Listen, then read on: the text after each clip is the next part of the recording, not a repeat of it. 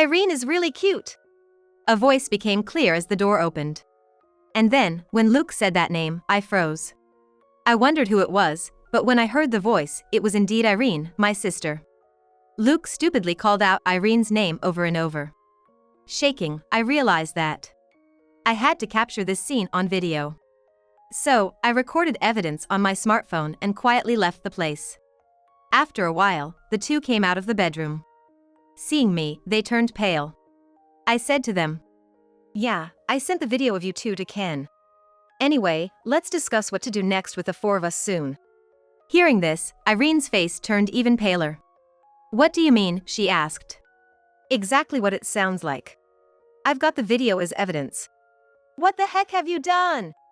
Irene exclaimed, becoming frantic. As I held up my smartphone, she lunged at me. "My name is Mariana Olsen. I'm a 45-year-old housewife. I have twin sons who are in the 6th grade. My sons are twins. I've heard that twins can be hereditary. As it turns out, I'm also a twin. I have a twin sister named Irene. We are identical twins, but it never really felt like we were sisters. More like rivals.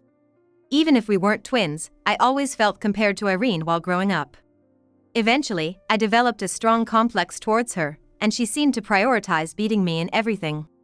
Irene was always the cute and friendly child, while I was shy, introverted. And I had a hard time with strangers, which made everyone first drawn to Irene. Despite being rivals, I adored Irene. She was always smiling and popular, something I aspired to be. But Irene apparently didn't feel the same. When we were kids, we often played together, but I always ended up with the unpleasant roles. "Mariana, you're it." During tag, I was always it. Even when a friend suggested rock paper scissors to decide, Irene would pressure me, "You want to do it, right?" Not wanting to be disliked by Irene or left out, I could only nod. Irene's behavior wasn't just during playtime. It was in 6th grade. During the time when roles for the school play were being decided. We were going to do a play of Snow White, but since I didn't think I could act, I wanted to be the narrator. However, I caught a cold and missed school on the day roles were assigned. "Oh, Mariana, you want to be the narrator? I'll tell the teacher." Irene said she would tell the teacher for me, so I trusted her and felt relieved. But when I returned to school after recovering, to my surprise, I found out I was cast as the lead role. "Why am I the main character?" I was shocked and asked a friend. Then, my friend said something unbelievable. Irene said Mariana wanted to be the main character. "What? I didn't say that." "But it's already been decided."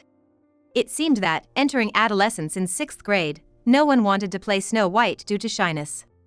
So, I, who was absent, was chosen for the role. My usual quiet demeanor led the teacher to wonder why I would want to be the main character. "Did Mariana really say she wanted to do it, Irene?" The teacher double-checked. "Yes, she wants to, but she's too shy to volunteer. Please let her have this chance." But Irene had recommended me for the role as if she was doing me a favor. I cried, pleading that I couldn't do it and didn't want to. However, everyone else's roles were already decided. Scolded by the teacher and parents, I somehow managed to try my best. Thanks to that effort, the play was a great success. The teacher, my parents, and friends all said, "You did great." But Irene was the only one looking at me displeased. "Anyone could have done that. It's silly to get all that praise for something so simple," she would say, speaking harshly. That was the moment I realized Irene disliked me. From then on, Irene stopped inviting me to play. At first, it made me sad, but then I realized I was no longer being forced into unpleasant roles. I made good friends and began to enjoy myself. In middle school, many didn't even know Irene and I were twins. We hardly spoke at school and didn't look alike. I requested not to be in the same class as her, and I was enjoying my time. But one day, as I was studying for exams, Irene came to talk to me. "Are you studying?" "What for?" "For the test, remember? It's tomorrow. Studying that hard is just a waste, you know." Irene always had a way of manipulating me to do what she wanted. But I don't want everything to go Irene's way. For the first time, I talked back to her. "I want to keep getting good grades to earn a scholarship for college. How do you know it's impossible? If you don't want to study, Irene, then don't." but don't bother me. I quickly looked away and returned to my textbook. Huh? What's with that attitude towards your sister? Irene, angered at being talked back to, grabbed my textbook and threw it on the floor. What are you doing? Studying won't do you any good, ugly. You're just meant to be my slave. That day, we ended up in a physical fight. Our parents came running at the noise and stopped us, but by then, my textbook was torn to pieces. But more than that, my heart was shattered, hearing Irene's true feelings about me. To her, I was just someone convenient to push unpleasant things onto. I realized clearly that Irene saw me as her slave. But I didn't give up and continued studying. Luckily, my parents contacted the school on my behalf, and I got a new textbook. With their support, Irene stopped disturbing my studies, and I was able to focus. Thus, we became high school students, but we hardly spoke to each other and led our separate school lives, eventually going on to attend different universities. And then, I found employment. As an adult, I started living alone. That's when I met a man. His name was Luke Oliver. Luke and I were hired at the same time and came from similar backgrounds. Feeling a sense of kinship, we began to see each other, and he asked me out. Actually, I like you, Mariana. I would be happy if we could date. I was stunned to hear those words. I had feelings for Luke too. But I never had the courage to say such things. I wasn't pretty like Irene and had hardly any experience with love during my school years, so I couldn't believe that he felt the same way about me. I'm happy. If you're okay with me, then I'd love to. I felt over the moon to have my first boyfriend. Since starting to date Luke, I devoted myself to him, cooking meals and making lunchboxes. Luke also started visiting my place often, and we began living almost like we were cohabiting. Mariana, I'll cook dinner today. But it wasn't just me doing things for him. Luke was also cooperative with household chores. Doing chores together was fun, and I started to think that Luke and I could make a good married couple. After 3 years of dating, we decided to get married. I was very happy and excited about it, but there was one thing that worried me. Mariana, you're a twin, right? I'd like to meet your sister, Luke said one day. During our 3 years of dating, I had told him I had a twin sister, Irene, but he had never met her. In fact, I hadn't even told Irene about having a boyfriend. Since that big fight in middle school, there had been a deep rift between us. Yeah, that's right. But as we were getting married, it was inevitable that Irene and Luke would meet. I felt uneasy thinking about how Irene might scorn me, but I decided it was time to introduce them. Huh? Married? Since when? Irene exclaimed loudly on the phone when I called her after a long time. I had told our parents, but apparently, she hadn't heard yet. It seemed like this was the first time she's hearing about it. Yeah, and I want to introduce you to the man I'm going to marry. I'm kinda busy, you know? Well, if you insist, I guess I can meet him. As usual, Irene was condescending, but I asked her to make time. Irene hadn't changed since we were kids. So I thought I'd have to be the grown-up and accommodate her. We scheduled our visit home to match Irene's day off. Luke suggested that since we were all together, we should have a meal with our parents, so we arranged to meet at a restaurant. On the day, we went to the restaurant. But even when the time came, Irene was nowhere to be seen. Irene is late. She said she'd be on time. Sorry, Luke. It's totally fine. She'll probably be here soon. Let's wait a bit. Both my parents and I felt sorry for Luke. Then, 15 minutes past the agreed time, Irene arrived in a flashy dress. Sorry, did you wait? We did wait. And what's with that outfit? Well, it's kind of like a meet and greet, right? I thought I should dress up. I was just dumbfounded at her. Not just me. Even our parents could only give a wry smile. If she knew it was a meet and greet, I wish she hadn't been late without even a message. Especially if the reason was just to dress up. It wasn't very mature. But, since it was a special occasion, I held back my feelings. Then, Irene, Luke, and I introduced ourselves to each other. Mariana caught a handsome one. You work at the same place, so he must be making good money, right? Irene kept making rude remarks to Luke, who was meeting her for the first time. What do you do on your days off? With Mariana, I mean, before you started dating Mariana. Furthermore, Irene grilled Luke with questions like it was some kind of group date. My parents tried to stop her multiple times, but she wouldn't quit, saying, "It's fine. I just want to know what kind of person Mariana's husband will be." Luke kept up with her, assuring me, "Don't worry about it." By the end of the dinner, I was exhausted and couldn't help but sigh. But that wasn't the end of it. "Irene is an interesting person, huh? She's the complete opposite of Mariana.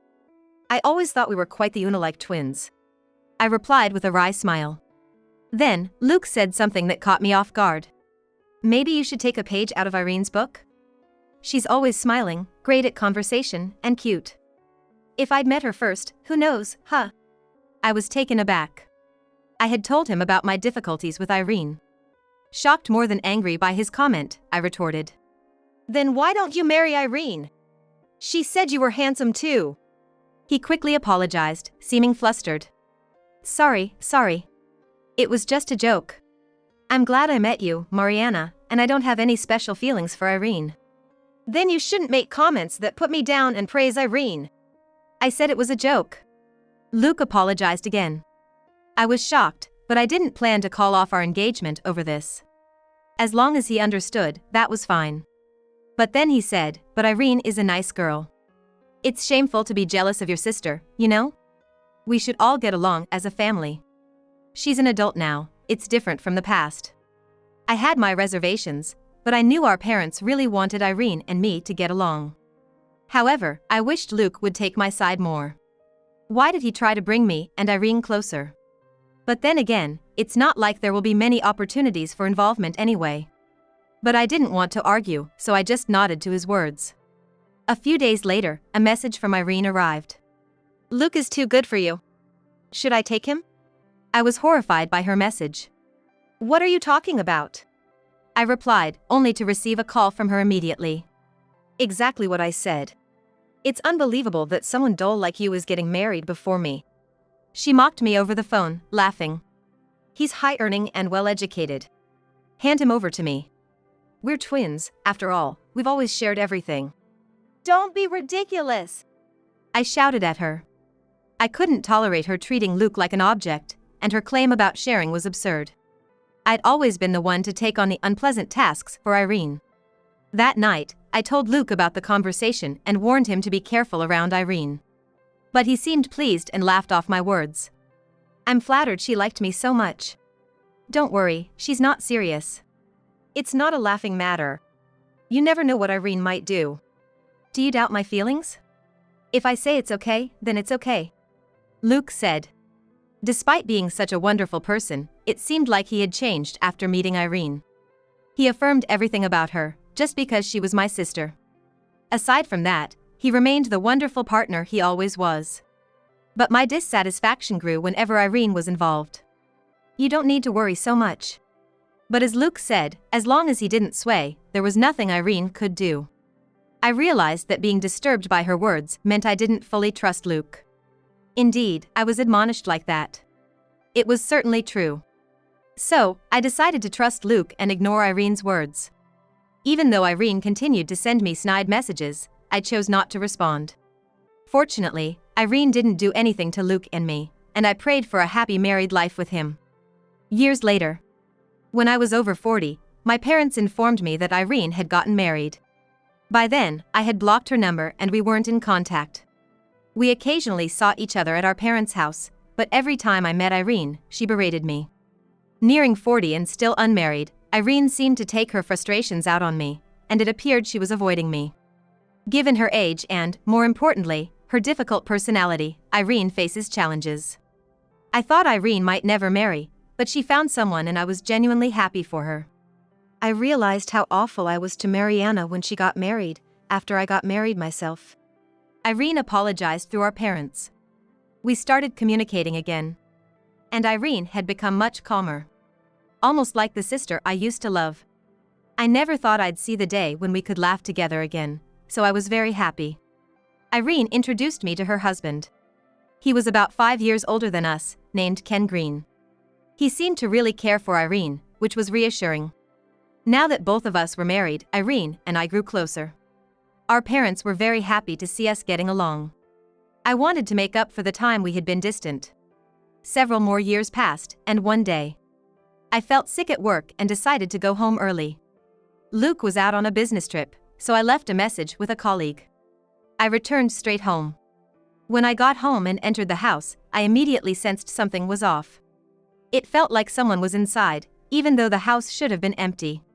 Could it be a burglar? With that thought, I quietly entered the house. Listening carefully, I heard sounds and voices coming from the bedroom. Holding my breath, I stood in front of the bedroom door. Inside, I heard Luke's voice. But I couldn't bring myself to speak. The voice drained the blood from my face. It was unmistakably the sound of something intimate happening. Moreover, there was the creaking of the bed. Even without looking inside, it was clear what was happening, and my hands trembled. However, if Luke was cheating, I had to catch him in the act. With my smartphone in hand, I quietly opened the door, trying not to be noticed. But what I saw in the bedroom was an even more shocking truth. "Irene, you are really cute." A voice became clear as the door opened. Luke's voice uttering that name made me freeze. Thinking about it, the female voice was indeed Irene, my sister. Luke stupidly repeated Irene's name. Trembling, I captured the scene on video and quietly left. I sat in the dining room for a while, stunned. I was supposed to have left work early because I was feeling unwell, but the shock made me forget all about it. In a daze, I just sat there with my smartphone, waiting for this nightmare to end. Then, a few minutes later, the bedroom door opened. "Okay, I'm heading back to work." "Lock the house, okay?" "All right." "Can't wait to live together soon." Hearing this, I quickly stood up. Luke and Irene noticed the noise in the hallway and our eyes met. "Mariana! Why are you here?" Luke exclaimed, turning pale. "Why am I here? This is my house, right? More importantly, why is Irene here? Aren't you both supposed to be at work?" Irene hesitated for a moment, then smirked defiantly. "Why? You knew, right? Do you want me to spell it out?" "Irene!"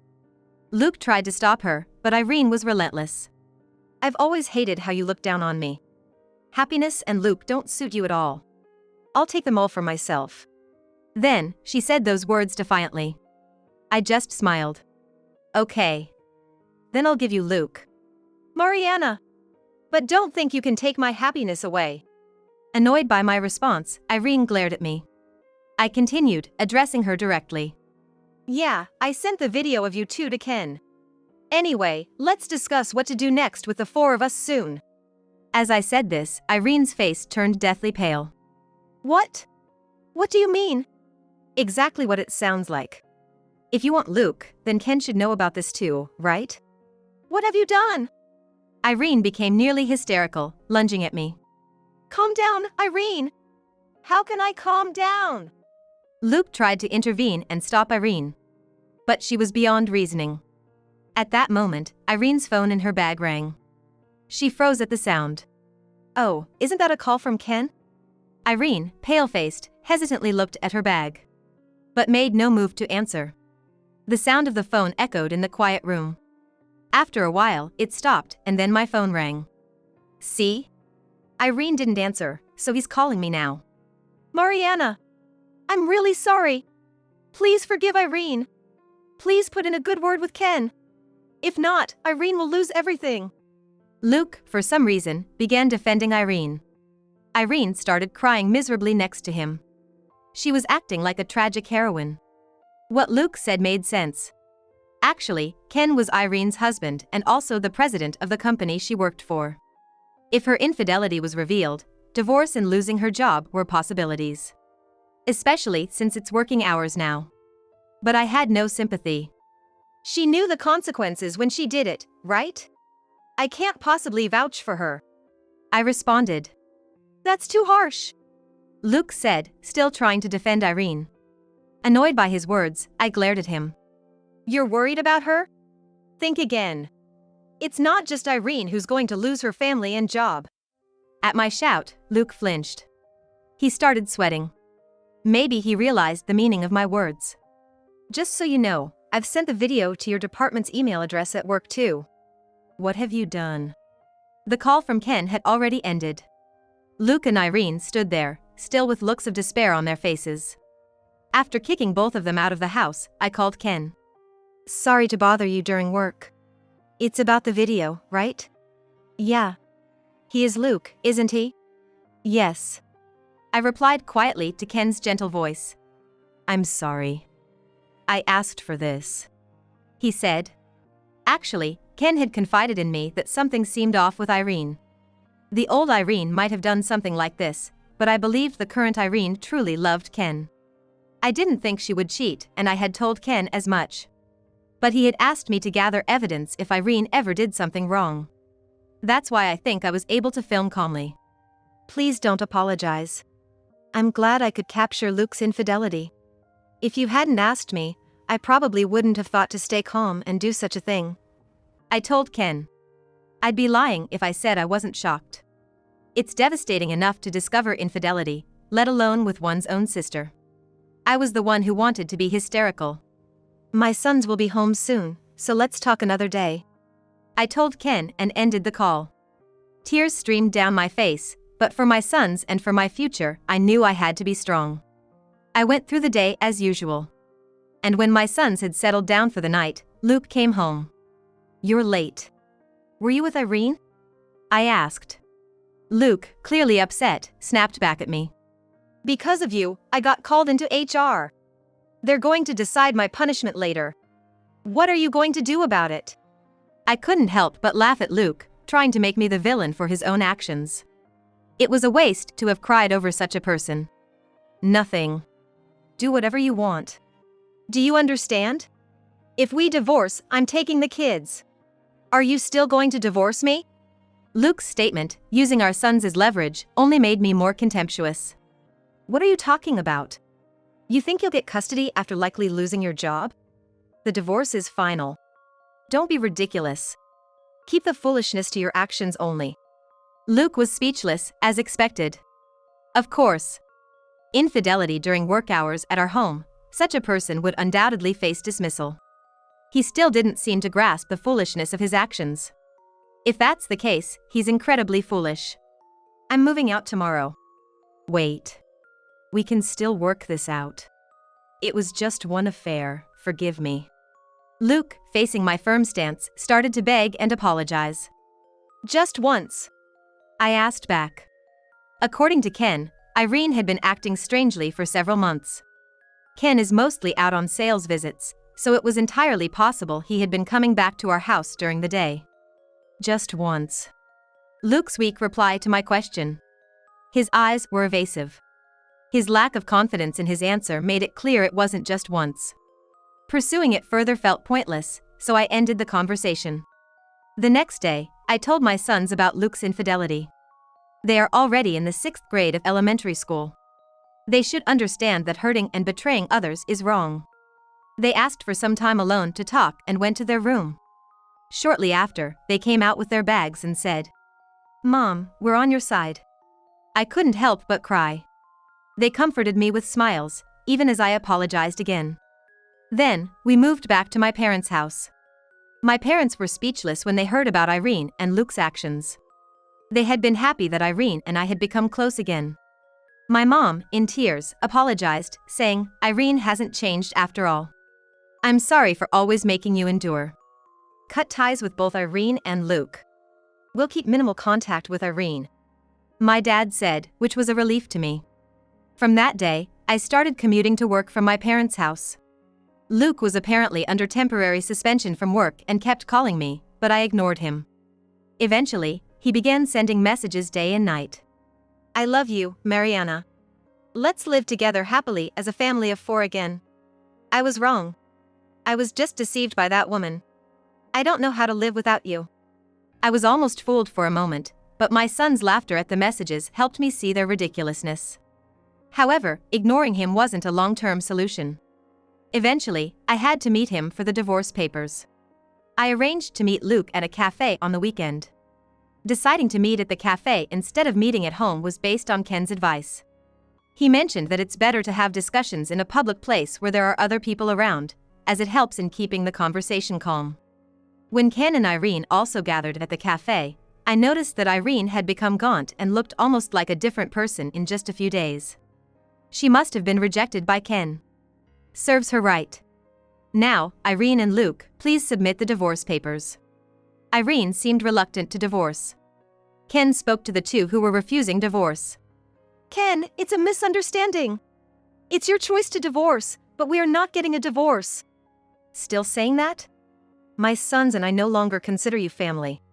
I told the persistently denying Luke. Ken sighed deeply. We can go to court, but it's clear you both will lose. Adding legal fees to the alimony, won't it become a huge burden for you? Alimony? Of course. You both betrayed your families. Irene, you betrayed me and Mariana. Luke, you betrayed Mariana and me. You'll have to pay a fair amount in alimony. Irene started trembling silently. Her silence and gauntness now made sense. This was the reason. How can I pay? I might lose my job. Luke stammered in protest. You brought this on yourself. Besides, you'll also have to pay child support for both kids. Oh, that's right. Irene. I chimed in, making Irene flinch. You wanted to live together, right? You can get married and live in that house. I laughed loudly. Don't forget the mortgage. Luke seemed to suddenly remember about it. He probably forgot about the existence of the mortgage. Both of them sat silently in front of the divorce papers, sweating profusely and looking pale. Afterward, with a lawyer introduced by Ken, I successfully filed for alimony and child support and got divorced. Despite his initial resistance to divorce, Luke quickly proposed to Irene after our divorce was finalized. I knew he had always been fond of Irene. When did their affair turn serious? Hearing this, I felt utterly pathetic. Meanwhile, Irene, genuinely in love with Ken, the president of her company, was dumped and, as expected, lost her job. Why did she get involved with Luke despite her love for Ken? Left with lingering questions, I asked Ken. He hesitantly revealed. Actually, for several months, she's been complaining about you, Mariana. What? Saying things like, she's useless but got married and even has kids. Such luxury. Could it really be for such a reason? It made sense, considering Irene's character. But the idea of her going to such lengths just to harm me was chilling. I consulted you because I was worried she might harm you. But I never imagined she'd end up with Luke like this. I'm really sorry. Ken apologized, looking regretful. It's okay. It's over now. And Luke is to blame too for falling for her. And with that, the discussion ended. Ken and I agreed to keep in touch for ongoing alimony and legal consultations. According to him, the two, burdened with a hefty alimony, ended up marrying and living together. Irene was disowned by her parents and had nowhere else to go. With no family left, she reluctantly accepted Luke's proposal. From what the lawyer told me, Irene couldn't accept that she was forced to divorce Ken and marry Luke, whom she didn't love, and she blamed me for it. The lawyer chuckled bitterly, saying that every time he called, he was greeted with Irene's verbal abuse. Though I felt sorry for him, Ken's presence meant he continued to support me diligently. It seemed I would still need his assistance for a while to ensure alimony payments. 5 years later. The alimony and child support payments were being made properly, and my emotional wounds had mostly healed. On a day when life seemed to have returned to normal, I received a call from the lawyer. Irene says she needs to talk to you. I refused. Whatever she had to say, it would likely just be an outburst of abuse, using me as a stress-relieving punching bag. I would never trust or forgive Irene again. I asked the lawyer to convey my refusal. However, Irene insisted it was urgent, and even Luke pleaded with me to meet. Their persistence wore me down, and I reluctantly agreed. But I didn't have the courage to meet them alone, so, feeling a bit guilty, I contacted Ken after a long time. He graciously agreed to accompany me, and so I met with Irene and Luke after a long time. They sat solemnly at the cafe where we had agreed to meet. Irene's face lit up slightly with relief when she saw me. What do you want? Why did you call me here? I asked. Actually, I've developed renal failure and need dialysis. Irene said. I was taken aback. You both are the reason Irene's like this. She can't sleep without drinking, and yet she has to work for the alimony. You've broken her body with your actions. Luke accused me angrily, but I thought it was their own doing. Ken seemed to agree, sighing softly and looking exasperated. So what? I'm not reducing or refunding the alimony. Be thankful it's even split into installments. I said firmly, and Irene started crying, bowing her head. I'll pay the alimony. Please, I need a kidney. What? I exclaimed at this extreme request. There's no way I'm giving you one. As I refused, Luke said, You were born a twin to save Irene. You have a duty to help her. What are you talking about? Who's always been the one pushing unpleasant things onto me? Did Irene ever help me once? This is no small matter. Irene's life is at stake. Luke shouted angrily. Irene wept and begged, apologizing, while Luke insulted me as being heartless and coercively demanded the transplant. At that moment, when it seemed like they were blaming me, Ken spoke up. If you need dialysis, then do it. Do you know how hard dialysis is? And do you know how hard transplantation is? Why should she risk her life for Irene? Ken's words silenced them. I was relieved by Ken's timely intervention and caught my breath. Besides, Irene, you repeatedly called Mariana useless. Isn't it too convenient to ask for help only when you're in trouble? But that's because... Irene, you destroyed Mariana's happy life. Mariana has no obligation to save Irene's life. Irene broke down crying, and Luke was at a loss for words. They probably thought I would surely give up my kidney. If I had been alone, I might have been persuaded. Ken saved me again. Well then, take care. Oh, and don't forget this month's payment. I said aloud and left the table. Whether they call me heartless or a devil, I can't forgive them. I don't know what kind of life they'll lead from now on, but I hope they never forget their actions and reflect on them. It seems they both work part-time, and with Irene unable to work properly, their finances are in trouble. But it's karmic retribution. Their actions brought this upon themselves. Their atonement won't end until they properly pay the alimony. I think so. I continue to live happily with my parents and sons. My parents don't even mention Irene's name anymore. However, it seems that they are happy to see their twin grandsons getting along well. I am happy to see that the bond Irene and I couldn't establish seems to exist firmly between my sons. I've kept in touch with Ken. He's a good person, always thoughtful and supportive.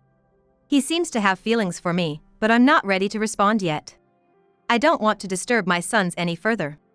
But in a few years, my sons will become adults. I hope that, in the future, I'll have the opportunity to think about my own happiness again. That's what I'm hoping for.